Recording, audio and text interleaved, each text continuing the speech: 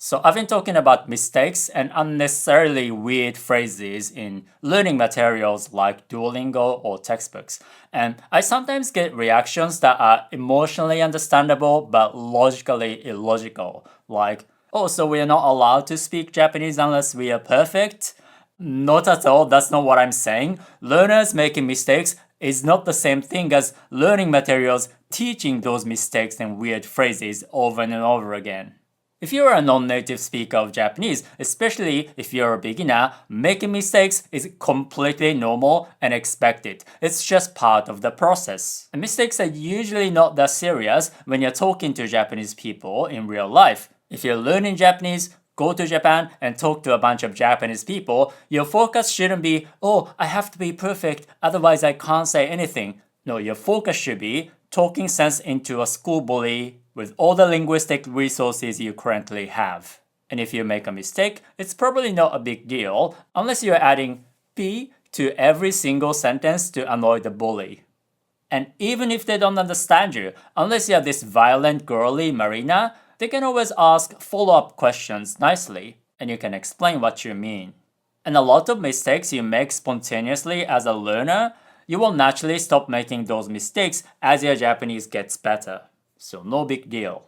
Actually, not focusing too much on accuracy could be beneficial, especially if you're a beginner, because that allows you to get more a variety of input and explore the language freely. I sometimes come across a perfectionist kind of learner who is like, oh, when I come across a new grammar point, I have to understand it almost perfectly, otherwise I don't want to move on. So I don't want to hear about difficult things, even though they are super basic and super common. And that can be pretty detrimental for your learning because language learning for practical purposes is basically intuition building. And you need a lot of different data points to build your intuition, and that takes time. So if you avoid a bunch of basic stuff, that kind of delays your acquisition because you're not getting a variety of inputs. So it's better for you to say, oh, it's okay if I don't understand everything, or if I find something difficult, I can use this as a starting point to start building my intuition. For example, です、だ, and no, as in, アニメ好きなんですか? What? You like anime? This is a pretty difficult expression to master for learners. But it's also really common. Every time we speak Japanese, we use this. So if you try to completely avoid it for a long time, just like Mike Miller in Minna no Nihongo Volume 1, it creates all kinds of problems because that will limit the kinds of things you can say. But if you force yourself to say things without using ndesu, just like Minna no Nihongo Volume 1, it creates all kinds of weirdly unnatural but unnecessarily unnatural sentences. So it's better to say, oh, it's okay not to understand ndesu immediately. I will just use these examples to slowly understand it. And a lot of basic, very common expressions and grammar points are difficult to master. So if you try to avoid them altogether, that's not a good thing.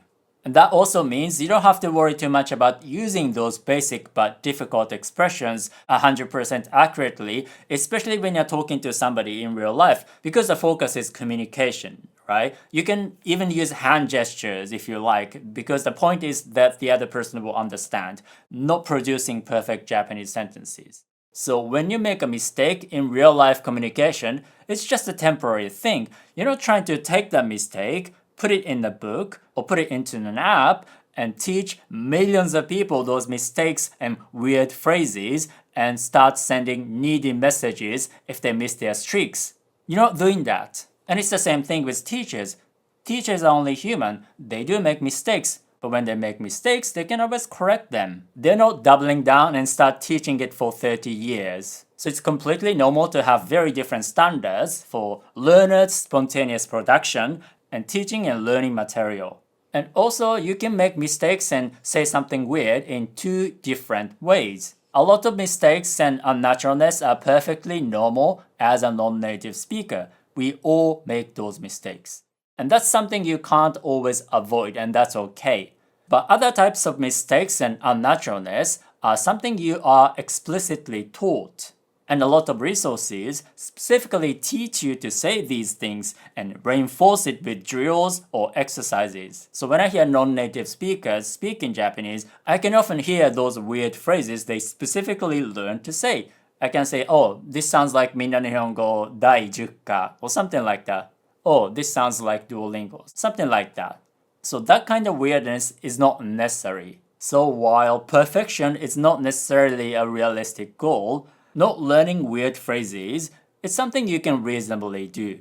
And if you use a wide variety of resources, which can be like YouTube videos, books, anime, reality TV shows, drama, talk shows, manga, if you get a variety of resources, not just one resource, you will have a pretty good idea of how Japanese sounds naturally. Balance is key. Input from learning resources are often very unbalanced. They artificially remove a lot of super basic, super common expressions, words, and grammar points, which makes the examples very unbalanced with that kind of skewed distribution of words and grammar points. Yes, they do have good intentions, but good intentions don't guarantee good results, just like how Takopi has good intentions, but his help often makes things worse.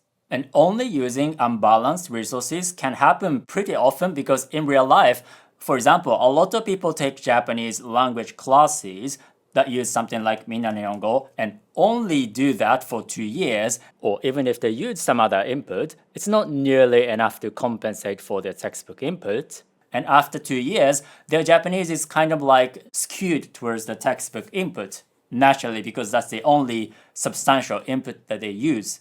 Some people have like 1,000 days of Duolingo streaks without really using any other input substantially.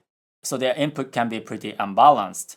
And there's actually a study with Japanese students who are learning English that shows that those students end up thinking non-native like unnatural chunks of English. They end up thinking those things natural while native speakers don't, because their major source of input is just English textbooks, and also a skewed distribution of all the common phrases, words, sentence structure, and things that are common.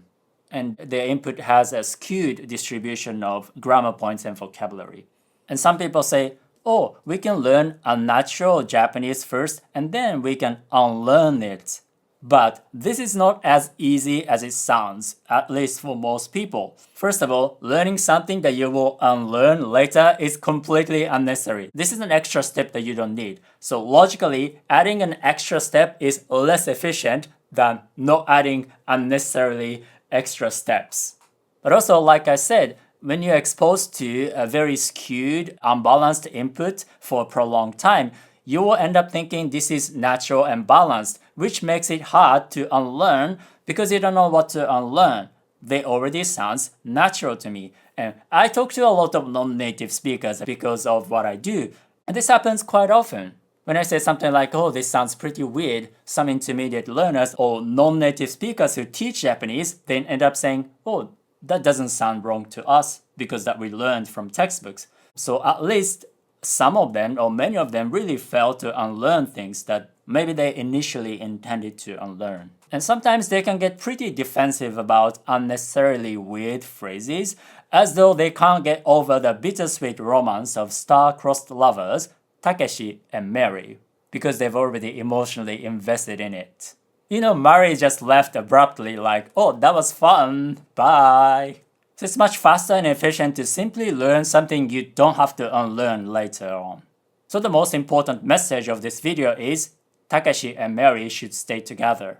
No, just kidding. The most important message here is if you're learning Japanese, making mistakes is completely normal and it's part of the process. So don't worry about understanding everything all at once and keep going. And if you're in love with Mike Miller or having trouble breaking up with the needy green owl, you can add a variety of resources to learn Japanese from. And if you experience separation anxiety, you can use those textbooks or apps as supplementary resources. Just don't make these things as your main thing. And if you don't want to get unnecessarily unnatural or weird input, but still want something easy for beginners, maybe you can join my email group because I have both free and paid lessons where you can acquire Japanese with natural but easy and properly contextualized examples. So click on the link in the description or on the screen and subscribe to my email group, Japanese with Yuta.